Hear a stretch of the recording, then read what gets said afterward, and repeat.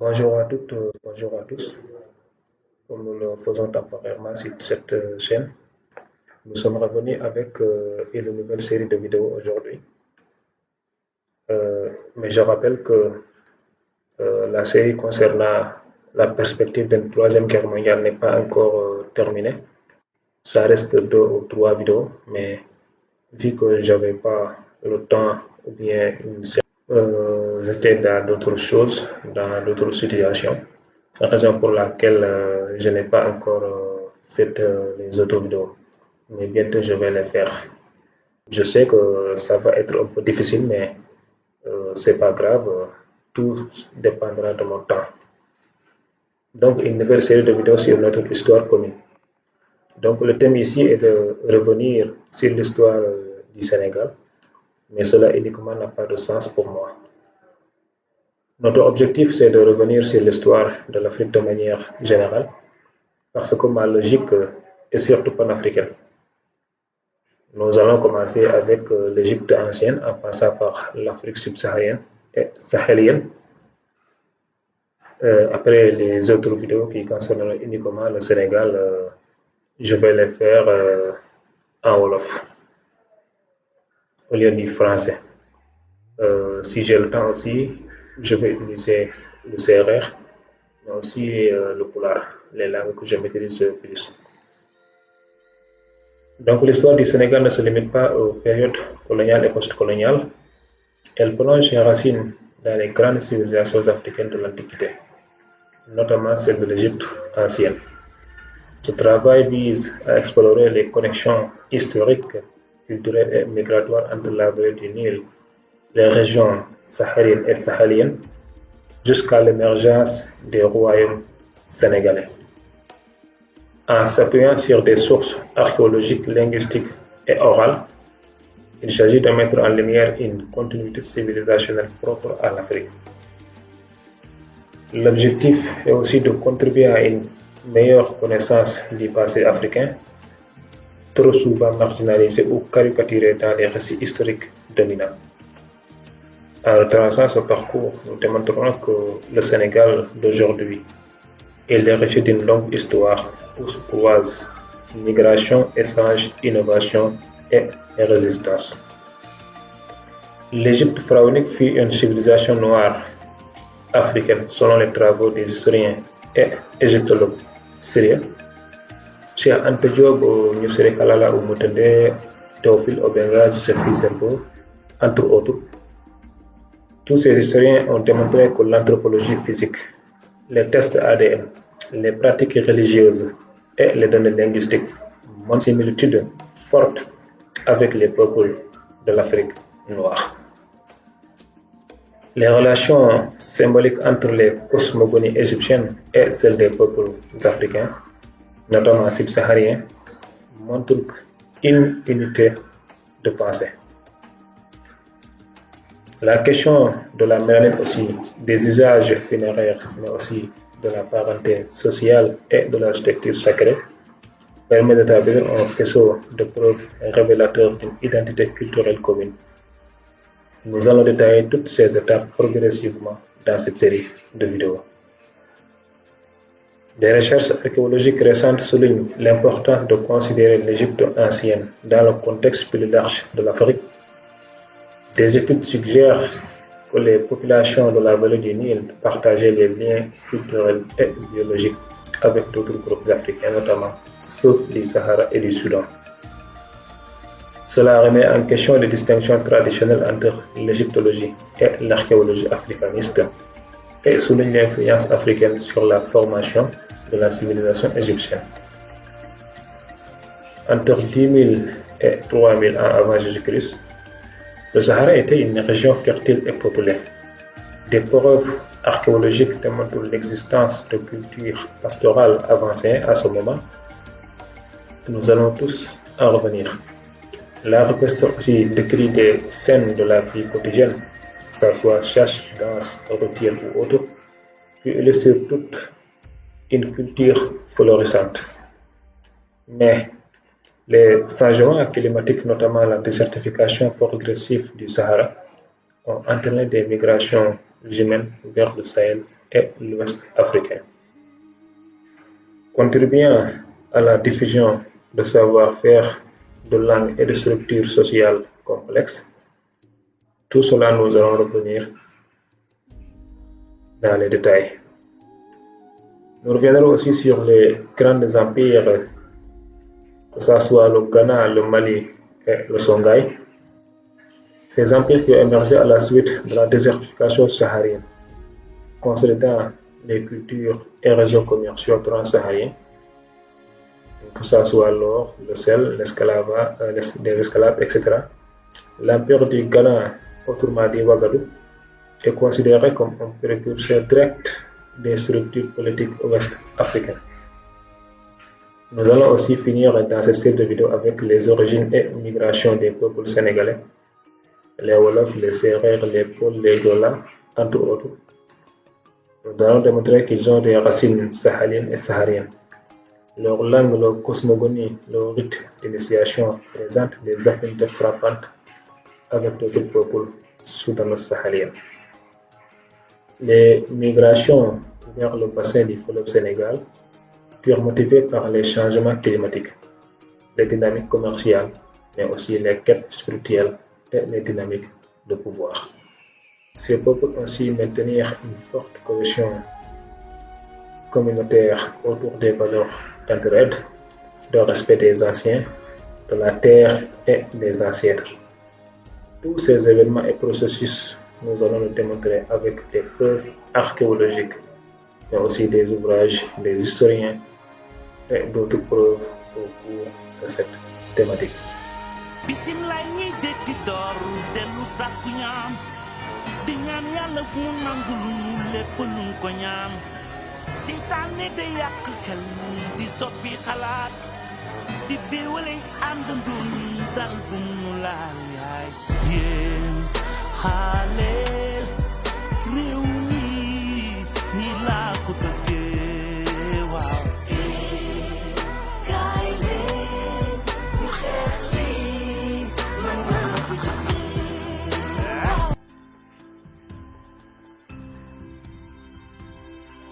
Pour poser les bases de notre discussion, posons-nous la question d'où viennent les anciens Égyptiens. Et la réponse de cette question déterminera l'identité ethnique et culturelle de ce peuple. L'origine des anciens Égyptiens soulève la question de savoir s'ils étaient autochtones de la vallée du Nil ou bien le fruit de migration issus d'autres régions d'Afrique, de l'Est, du Midi, Sahara, etc. Peu importe. Plusieurs chercheurs affirment que la civilisation égyptienne s'est développée localement, notamment autour de la vallée du Nil, précisément dans le sud, où on appelle aujourd'hui la Haute-Égypte, et dans les régions proches de la Nubie aussi. Personnellement, je suis de cet avis. Je vais aller plus loin et je vous expliquerai pourquoi.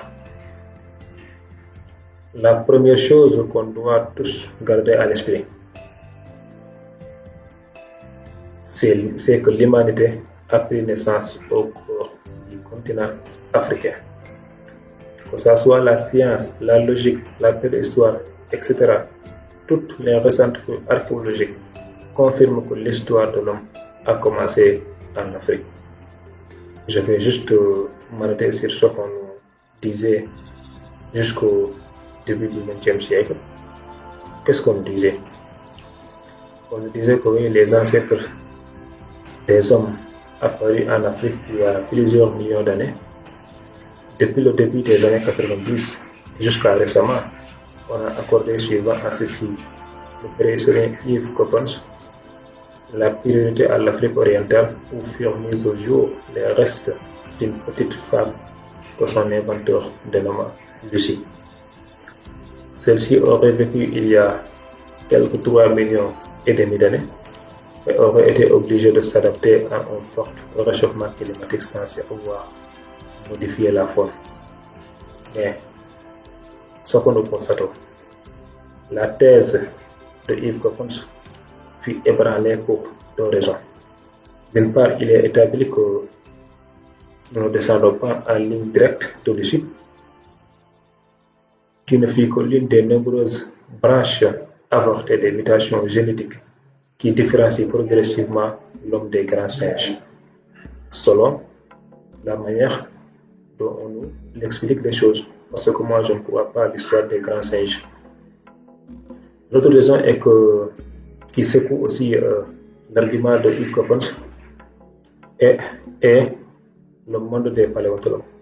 La découverte en 2001 au Tchad, en Afrique centrale, dans le désert du Jura, d'un crâne fossilisé dont le possesseur fut dénommé Toumaï. Il aurait vécu 7 millions d'années. Selon certains, Toumaï pourrait être encore plus âgé et atteindre 10 millions d'années.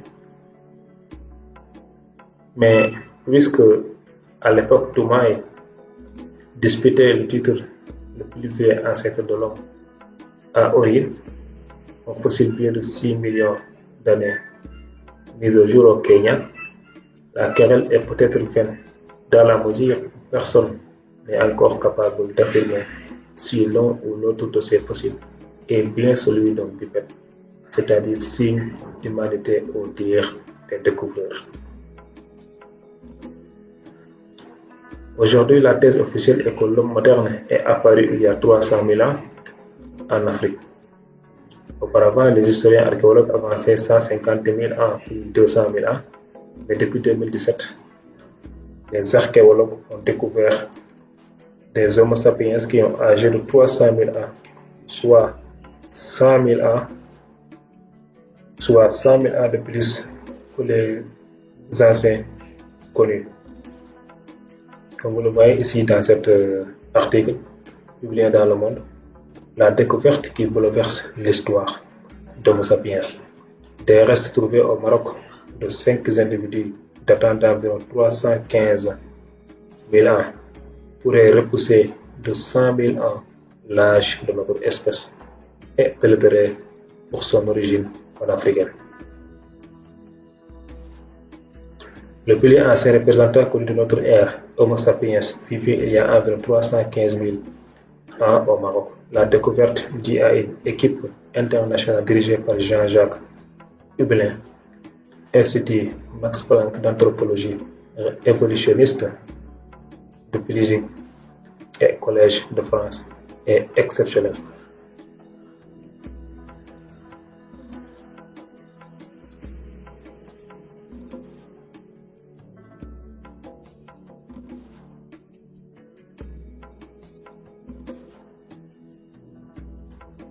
La première carte révèle aussi la présence dans de nombreux sites africains datant de 300 à 330 000 ans d'outils de pierre taillée, dites du Middle Stone Age ou Levallois, petites, pointues et façonnées pour la chasse, notamment à la gazelle, a rappelé l'archéologue Shannon P.M. Fromm de l'Institut Max Planck. Il témoignerait de ces usages panafricains. Nous avons aussi cet article.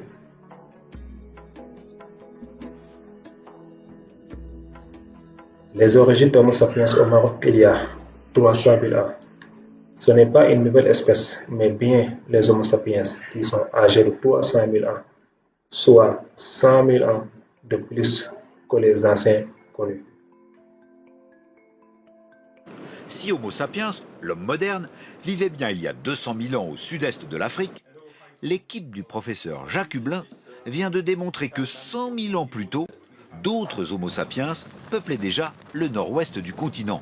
Des fragments fossilisés de 5 individus ont été découverts par hasard au Maroc dans une mine de Djebel Iroud. La datation est formelle, moins 300 000 ans, ce qui change complètement le scénario établi de l'apparition de notre ancêtre Homo sapiens sur le continent africain. Notre idée, c'est que le berceau de l'humanité, c'est l'Afrique. Mais c'est tout le continent africain. C'est-à-dire, s'il y a un jardin d'Éden, c'est un jardin d'Éden de la taille d'un continent, avec des phénomènes très complexes qui s'y passent, des échanges entre des populations. Ces ancêtres ont des faciès modernes, mesurent 1,60 m, ont d'excellentes dents. Leur crâne, en revanche, est plus plat. Le cerveau est encore en développement. Ils ont des armes, savent s'orienter sur des centaines de kilomètres, dans une Afrique sans désert. C'était des chasseurs-cueilleurs et bien adaptés à un mode de vie dans des savanes où ils chassaient des animaux comme des gazelles, des zèbres, des gnous. Pour le professeur Yves Coppens, ici en Afrique en 1970, cette découverte montre bien que l'humanité n'a pas de date et de lieu de naissance, mais bien plusieurs foyers à plusieurs époques sur le même continent.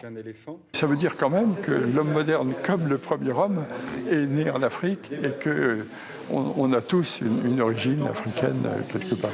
Ce continent d'origine, nos ancêtres y séjourneront 250 000 ans avant que certains en partent pour peupler le reste du monde. Et comme vous le voyez, mais 2 ans avant, en 2015, des fouilles ont présenté une découverte paléontologique majeure concernant l'évolution de la main humaine. Des chercheurs ont mis au jour un os de phalange proximal de la main, désigné sous le nom de OH86, sur le site de Philippe Tobias Korongo, dans les grottes d'Olduvai en Tanzanie, daté de 1,84 million d'années. Mais ce qui nous intéresse, c'est que cette espèce présente des caractéristiques morphologiques similaires à celles de la main humaine moderne.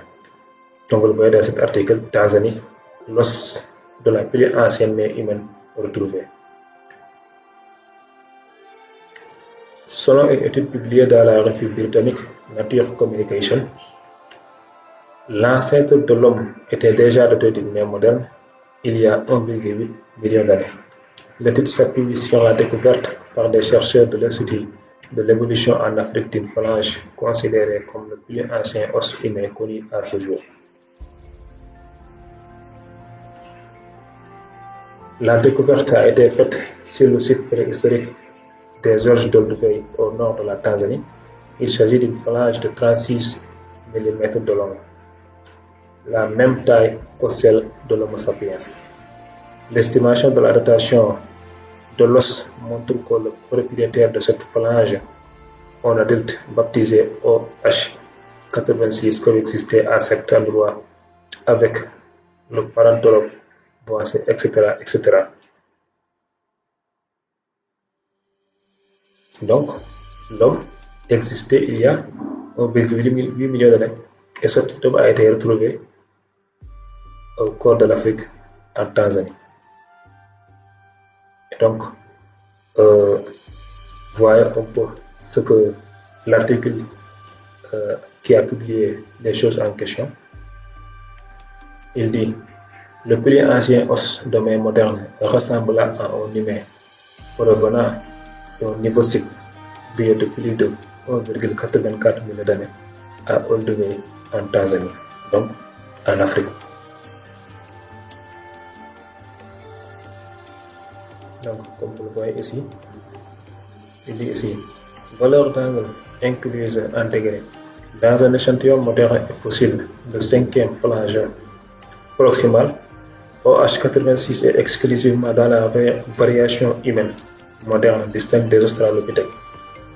Les boîtes représentent les 25e et 75e pentanciles. La ligne centrale est la médiane. Les moustaches représentent la plage non aberrante et le point est une valeur aberrante.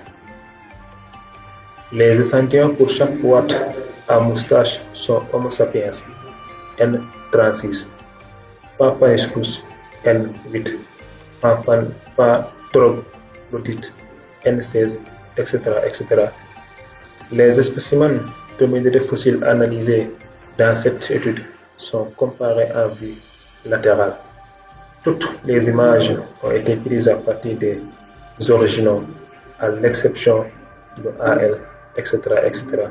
L'article compare ici les angles d'une phalange proximale, le 5e doigt de plusieurs espèces modernes et fossiles. Donc, il dit que le fossile OH86 daté d'environ 1,84 million d'années présente une morphologie valeur d'angle qui se situe exclusivement dans la variation des humains modernes, Homo sapiens, et distincte de celle des australopithèques. Donc, il précise bien que cette cette personne était très différente des Australopithèques. Donc les auteurs utilisent aussi un diagramme en boîte Oxford pour illustrer cela. Ils ont utilisé des boîtes, des lignes, des moustaches, des points, etc. pour mesurer. Il a aussi comparé les espèces avec les Homo sapiens, avec les bonobos, les chimpanzés, les gorilles, etc., etc. Enfin, il montre que les fils latérales des os fossiles étudiés avec des photos ou moulages ou comparaison visuelle. En gros, la morphologie de la phalange OH86 indique qu'elle ressemble déjà à celle d'humains modernes et non à celle des Australopithèques, ce qui suggère des capacités ou des comportements de manipulation proches des nôtres dès 1,84 million d'années. Il continue ici.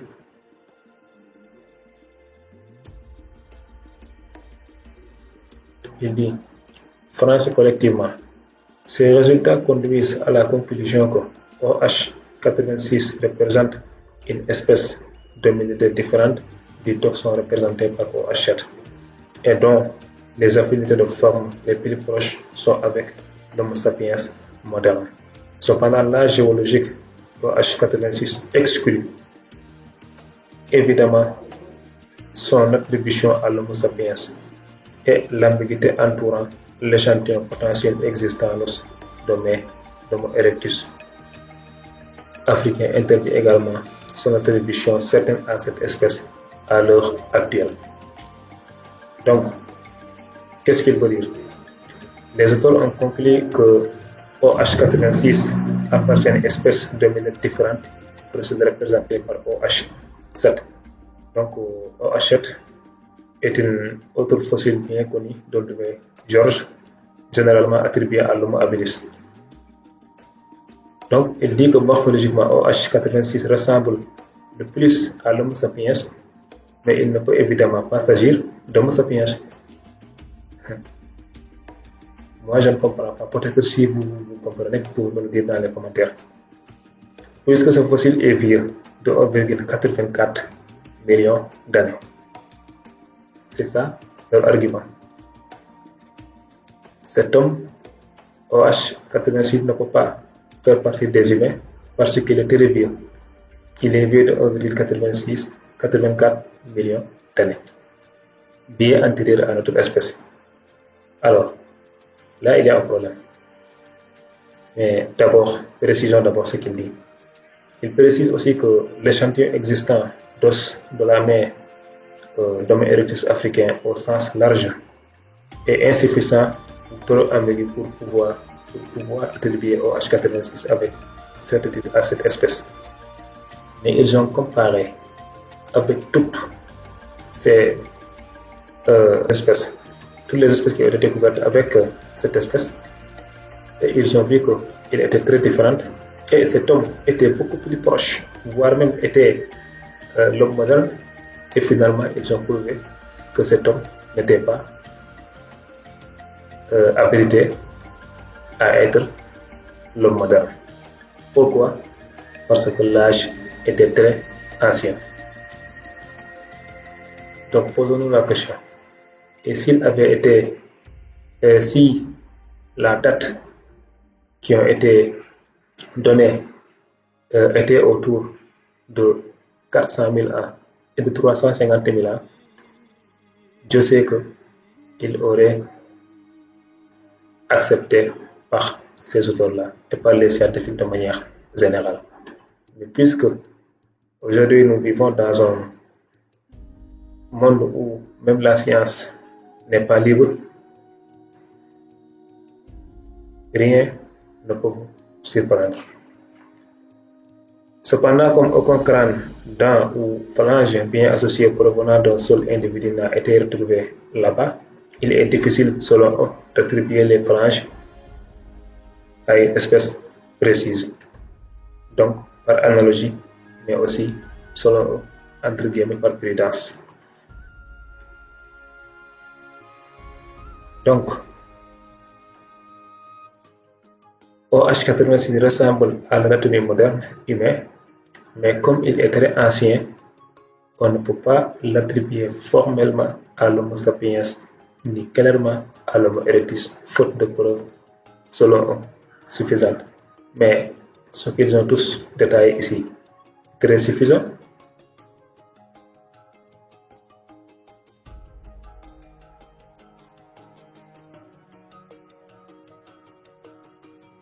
Moi, ma conclusion est, si on affirmait que OH86 appartient déjà à l'Homo sapiens ou à un hominidé aux capacités très modernes dès 1,84 million d'années, cela impliquerait aujourd'hui que les comportements modernes, l'anatomie moderne et l'expansion humaine ont commencé beaucoup plus tôt que ce que l'on pensait. Et cela aurait comme conséquence toutes les théories qu'on nous avait avalées, qu'on nous avait données depuis longtemps, n'étaient que des balivernes, n'étaient que des poisons.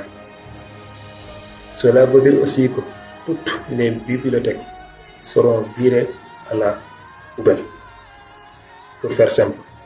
C'est pourquoi justement ces auteurs ont refusé de classer cet homme dans la lignée de l'homme moderne.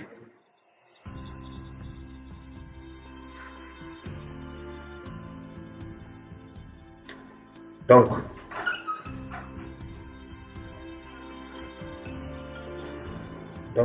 ce qu'on voulait dire, l'Afrique est le berceau de l'humanité, donc de toute civilisation.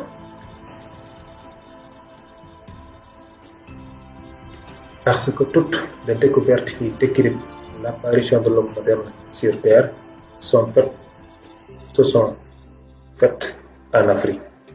Donc l'Afrique est la matrice de l'humanité. Les Blancs ont apparu il y a seulement entre 8000 et 10 000 ans. Dans la deuxième moitié du XXe siècle, les chercheurs comme Cheikh Anta Diop et autres d'ailleurs avançaient que la couleur blanche était due aux adaptations climatiques. Au début des années 2000, d'autres ont ajouté l'idée d'une modification génétique. Actuellement, comme une partie des afro-centristes défendent l'idée d'une fabrication extraterrestre. Mais cela n'est pas le sujet pour moi. Mais ce qui nous concerne, l'histoire de l'homme et la civilisation n'ont pas commencé dans la période où disent les scientifiques et archéologues aujourd'hui. Aujourd'hui, on sait que la civilisation égyptienne n'a pas commencé il y a 3000 ans. On le sait grâce aux récentes découvertes. Par exemple, cet article publié dans Yahoo qui traite d'une découverte archéologique en Égypte concernant un homme ayant vécu il y a environ 30 000 ans, ce qui le placerait à l'époque du Paléolithique supérieur. Cela correspondrait à une période bien antérieure à l'apparition de la civilisation pharaonique prétendue vers 3100 ou bien 3000 avant Jésus-Christ. Comme vous le voyez ici, le visage le plus vieux homme d'Égyptien de 35 000 ans restitué, voici à quoi il ressemblait.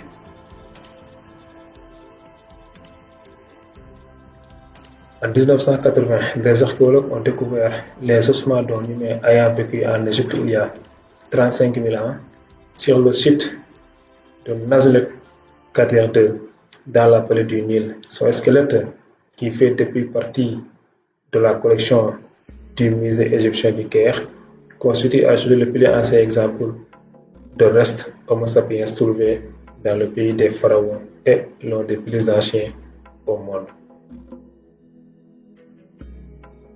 Les premières analyses anthropologiques ont montré qu'il s'agissait d'un individu de sexe masculin, âgé entre 17 et 29 ans et mesurant entre 1,61 m et 1,65 m.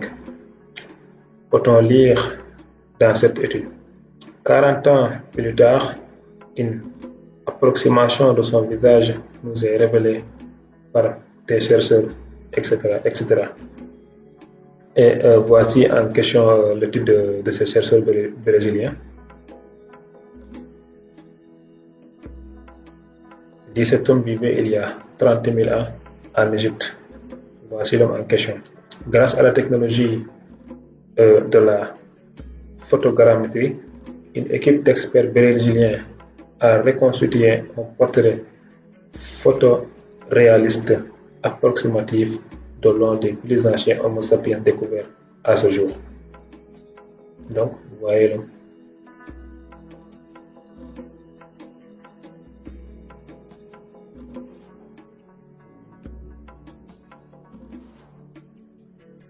Des chercheurs dévoilent le visage d'un homme ayant vécu en Égypte il y a 30 000 ans. Et vous savez que ce visage est un visage d'un homme noir. Un dieu, le chercheur brésilien, a reconstitué numériquement le visage d'un homme ayant vécu dans ce qui, aujourd'hui, l'Égypte il y a 30 000 ans. Toujours en 2018, des découvertes archéologiques ont montré qu'un village préhistorique dans le delta du Nil en Égypte vit d'environ 7000 ans, donc datant approximativement du 5e millénaire avant notre ère. Cette découverte a été faite sur le site de Tel al-Samara, dans la province de Dakhalia, au nord-est du Caire, qui remet en question la thèse officielle d'aujourd'hui. Comme vous le voyez ici, Égypte, découverte d'un village vieux de 7000 ans dans le delta du Nil. Une mission franco-égyptienne a découvert les ruines d'un village du delta du Nil datant d'avant les premières dynasties pharaoniques, a annoncé le ministère égyptien des Antiquités. Une découverte réalisée lors de fouilles archéologiques dans le gouvernement de Dakhalia, au nord-est de l'Égypte, de tels édifices datant de 4000 à 5000 ans avant Jésus-Christ n'étaient pas connus dans cette région. Un village vieux de 7000 ans mis à jour dans le delta du Nil. Donc, tout cela montre que les thèses officielles aujourd'hui posent problème. Toujours Zahi Hawass, qui est un ancien ministre égyptien des Antiquités, qui avait évoqué dans une télévision nationale qu'il détient des preuves, c'est-à-dire des découvertes archéologiques en Égypte datant de plus de 500 000 ans. Gardons à l'esprit que ce personnage n'est pas n'importe qui. Il est déjà un archéologue. Écoutons-le. آثار ما قبل التاريخ، ما احنا عندنا كذا أثر ما قبل التاريخ، يعني ايه اللي الإدارة بتعمله؟ ما احنا عندنا آثار بترجع للعصور الأولى والعصور الوسطى وعدة أسر وكلها ما قبل التاريخ. يعني أنا أو ما قبل الميلاد، مش مقصود ما قبل التاريخ هو ما قبل الميلاد. لا ما قبل التاريخ. هقول لحضرتك أرجوك. احنا عندنا علماء الآثار في العالم أرخوا التاريخ المصري الفرعوني إلى 30 أسرة. كويس. تبدأ من 3050 قبل الميلاد لغاية سنة 30 قبل الميلاد. كويس. دول اللي احنا بنعتبرهم التاريخ الفرعوني. كويس. وبنضيف عليهم ال 2000 سنة ميلادي، ادي 5000 سنة. تمام. بنضيف عليهم 2000 سنة أركايك بيريود أو العصر العتيق، دول اللي احنا دايما بنتغنى ونقول حضارة مصر 7000 سنة. المفاجأة. أيوه. حضارة مصر مش 7000 سنة. احنا عندنا آثار في مصر بترجع ل 150,000 سنة، وعندنا مواقع في مصر بترجع ل 500,000 سنة. وانا شفت حضرتك اتخضيتي ازاي؟ هو ده بقى اللي احنا بنعمله دلوقتي، ان احنا بنعمل إعادة تغيير لتاريخ مصر. طب Donc la préhistoire, les historiens et l'archéologie ont tous confirmé que l'histoire a commencé en Afrique. Les grandes civilisations aussi ont pris leur source au cours du continent africain et pas en Égypte, comme beaucoup le pensent d'ailleurs. C'est ce que nous allons voir maintenant.